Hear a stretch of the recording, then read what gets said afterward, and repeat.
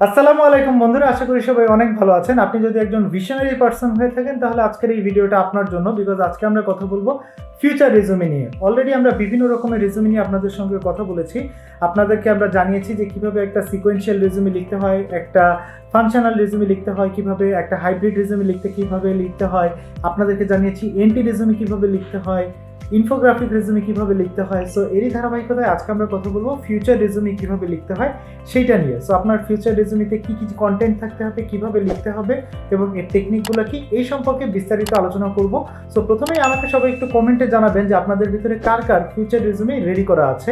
So আপনি যদি আমাদের চ্যানেলে প্রথমবারের মতো ভিউয়ার্স হয়ে থাকেন তাহলে চ্যানেলটি সাবস্ক্রাইব করে বেল বাটনে ক্লিক করে দিন, so that you never miss an update. এবং আপনি যদি অলরেডি আমাদের চ্যানেলে সাবস্ক্রাইব করে থাকেন আপনাকে অসংখ্য ধন্যবাদ।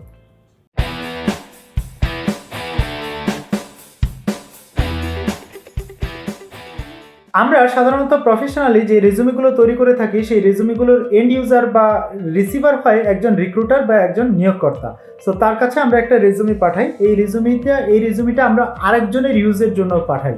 বাট পার্সোনাল রেজুমি বলতে আমরা যে রেজুমিটা বুঝাই, যে ফিউচার রেজুমি বলতে আমরা যে রেজুমিটা বুঝাই সেটা অ্যাকচুয়ালি আমাদের পার্সোনাল রেজুমের মতো, বিকজ ওই রেজুমিটা আমাদের কাছেই থেকে যাবে, আমরাই দেখব। ফিউচার রেজুমিতে কি থাকবে? ফিউচার রেজুমিতে থাকবে আলটিমেটলি আমাদের গোল কি কি, আমাদের ফিউচার প্ল্যান কি কি। তো যেমন ধরেন আপনি আপনি যদি আমার কথা ধরেন, আমি এখন 2021 সালে আছি। আমাদের প্রায় 12,000 মতো রেজুমি আমাদের কোম্পানি থেকে রাইট ডাউন করা হয়েছে।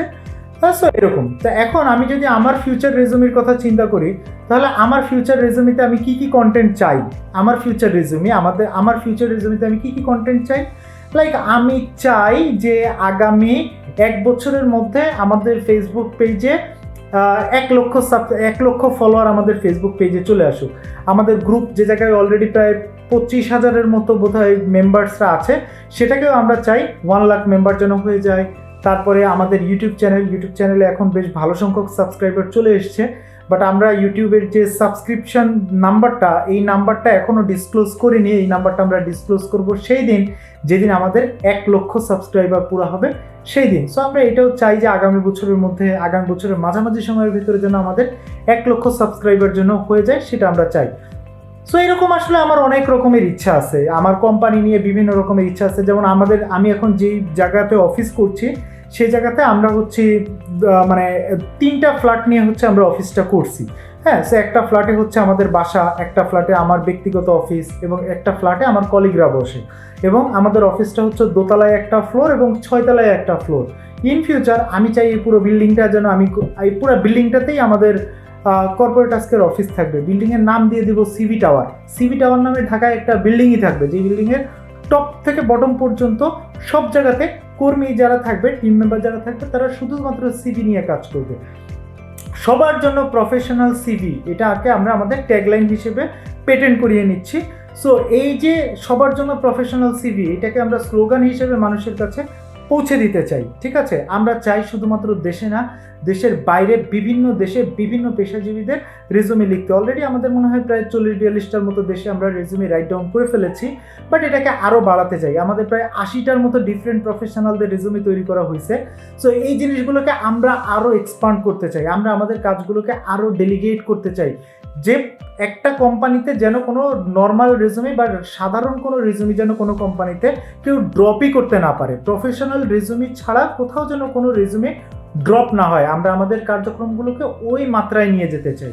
এরপরে আমি কি চাই? এরপরে আমি চাই যে CNN, BBC, যে কোনো ইন্টারন্যাশনাল যে মিডিয়াগুলো আছে, এই মিডিয়াগুলোতে যেন আমাদের এই সিভি রাইটিংয়ের যে অ্যাক্টিভিটিসটা, এই অ্যাক্টিভিটিসটাকে যেন কাভারেজ করা হয়। অলরেডি আপনারা জানেন যে বিভিন্ন রকমের ন্যাশনাল পেপার, তারপরে টেলিভিশনের বিভিন্ন রকমের টক শো, বিভিন্ন জায়গাতে কিন্তু আমাদের এই রেজুমি রাইটিংয়ের যে ইস্যুটা, এটা নিয়ে কিন্তু ব্যাপক আলোচনা হচ্ছে। সো আমরা এটাকে আরও ইন্টারন্যাশনাল লেভেলেও নিয়ে যেতে চাই এবং চাই যে দেশের যেন সবাই সিভি নিয়ে কোনো জায়গায় কোনো কথা যদি হয় তাহলে যেন কর্পোরেট আজকের কথা সেখানে আসে। এটা আমি চাই, এটা আমার লক্ষ্য। ঠিক আছে, এটা আমার লক্ষ্য। আমি চাই আমাদের কোম্পানিতে যতগুলো ছেলে, আমাদের কোম্পানিতে যতজন টিম মেম্বার কাজ করছে, তাদের কারো ক্যারিয়ার গ্রোথের জন্য যেন কোম্পানি সুইচ করতে না হয়।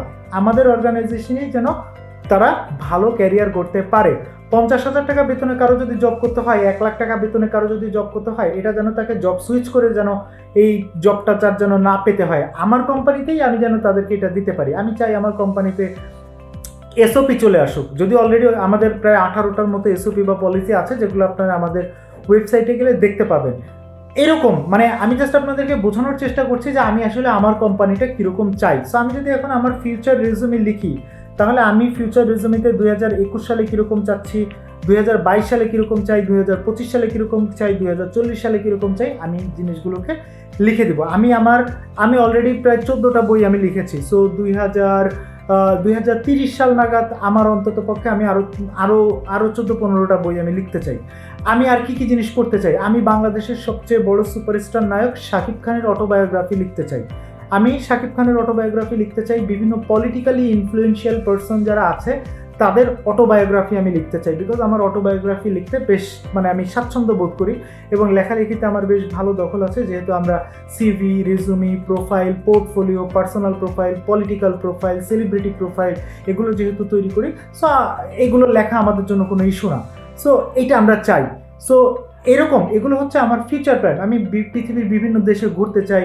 সল্ট বাই যিনি স্টেক তৈরির জন্য ওয়ার্ল্ড ওয়াইড বিখ্যাত শেফ, ওনার হাতে স্টেক খেতে চাই, দুবাই যেতে চাই, বিভিন্ন জায়গাতে আমি ঘুরতে চাই, আমেরিকা ঘুরতে যেতে চাই, সব জায়গাতে ঘুরতে যেতে চাই। এরকম আসলে আমার অনেক রকমের প্ল্যান আছে। আমি আমার ডক্টর রুবানা হক আপাকে দেখার পরে আমার 54 বছর বয়সে যে উনি পিএইচডি করেছেন, আমার পিএইচডি করারও শখ আছে। সো আমি করতে চাই, এগুলো আমার ফিউচার প্ল্যান। এর মানে এই না যে আমি সব কিছু একসঙ্গে করে মাখিয়ে ফেলবো, বাট আমি as a person step by step এই লক্ষ্যগুলো অ্যাচিভ করতে চাই, এই গোলগুলো অ্যাচিভ করতে চাই। সো এই জিনিসগুলোকে যদি আমি ক্রোনোলজিক্যালি লিখি এবং এইটাকে যদি আমি আমার একটা রেজুমি আকারে তৈরি করি, তাহলে ওই রেজুমিটাকে বলা হয় হচ্ছে ফিউচার রেজুমি।